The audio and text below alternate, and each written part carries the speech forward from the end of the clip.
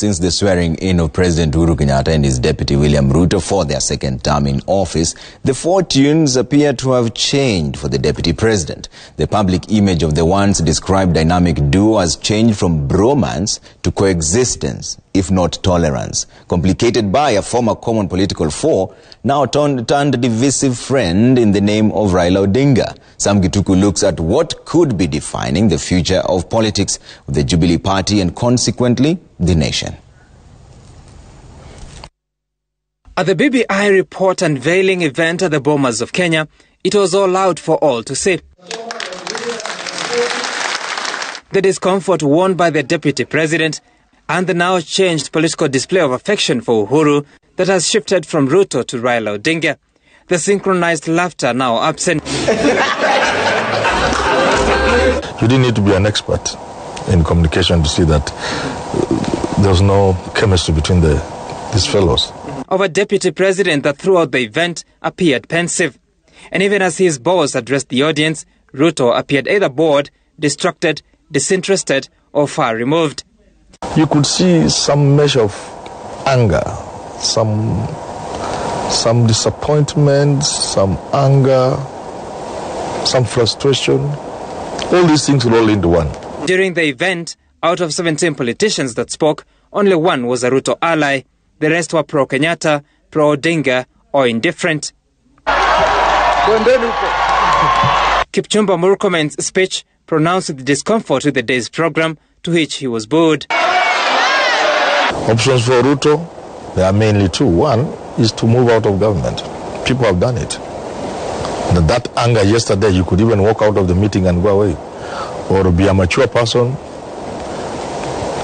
look at your options, craft a statement, and say it's no longer tenable for me to be a deputy president, and then move straight into your campaign. The other option, which I think is a preferred option, if you ask me, is to join the BBI team, join Uhuru, join Raila, and see what happens. Support this BBI. But Kenyatta did little to hide his preference. When dancing to the music, he appeared to prefer checking on his handshake partner, who now carries the tag of brother. Ukishika huyu, ule mwingine anakusema ni adui. Ukishika huyu sasa, ule mwingine ni adui. Let us now be mature. Deputy President William Ruto is quite aware. He knows what's going on. And if ever he needed a confirmation that between him and Uhuru is over, I think it was offered on that day. It had been 20 months of discomfort and jibes between Odinga and Ruto's luminaries up until days to the release of the BBI report.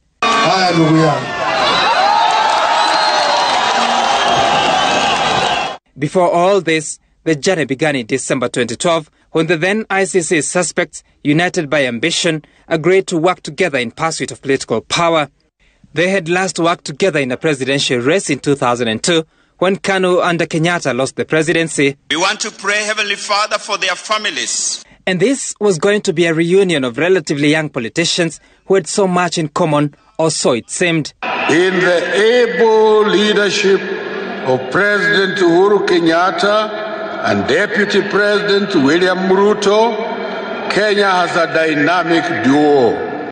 And so it wasn't surprising the matching attire from white shirts, sometimes folded to the elbow, and similar ties. Bromance it was called. Their first term was characterized by unity of tune, the two complementing each other, mostly referring to each other as brother. Come 2017 and the stakes were even higher as they sought to retain power. A divisive election that ended up at nullification at the Supreme Court, bringing out the angry side of President Kenyatta against the judiciary. Even though the opposition under Raila Odinga kept away from the repeat presidential election of October 26, 2017, the die was cast. After a second unsuccessful Supreme Court challenge, the dynamic duo was again at Kasarani Stadium for their second oath of office on the 28th of November 2017. The aftermath of the election changed the Jubilee government, leading to the March 9, 2018 political handshake of President Kenyatta with former Prime Minister and political nemesis Raila Odinga. Kukutana kwetu mara ya kwanza haikuwa kitu rahisi. Kila mtu pia, hiyo hofu mlikuwa naye, hata sisi tulikuwa naye pia. Despite initial indifference at the handshake, Ruto came out to disown it, accusing Odinga of political conmanship.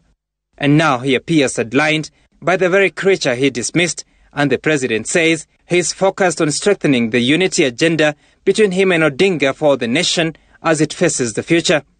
Sam Gituku, Citizen TV.